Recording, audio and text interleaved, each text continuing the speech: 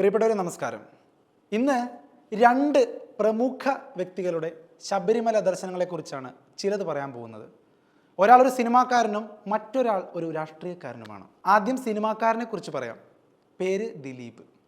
ശബരിമലയിൽ നടൻ ദിലീപിൻ്റെ VIP ദർശനം വീണ്ടും വാർത്താ മാധ്യമങ്ങളിൽ ചർച്ചയാവുകയാണ്. കാരണം കോടതി തുടർച്ചയായി ഇടപെട്ട് ഓരോരോ പരാമർശങ്ങൾ പുറപ്പെടുവിക്കുകയാണ്.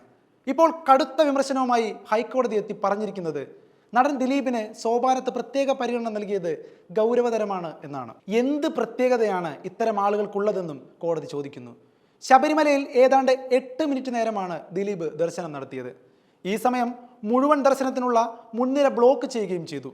ഇത് എങ്ങനെ നടന്നു, എന്തിനു നടന്നു, അങ്ങനെ കുറെ ചോദ്യങ്ങൾ ഉയർത്തി ഈ ദൃശ്യങ്ങളെല്ലാം ദേവസ്വം ബോർഡ് കണ്ടിരുന്നു എന്നാണ് ഹൈക്കോടതി ചോദിക്കുന്നത്. മറ്റു ഭക്തരുടെ ദർശനം തടഞ്ഞുവെന്ന് ദൃശ്യങ്ങളിൽ വ്യക്തമാണ് എന്നും ദിലീപിന്റെ VIP ദർശന വീഡിയോ പരിശോധിച്ചതിന് ശേഷം കോടതി പറഞ്ഞു.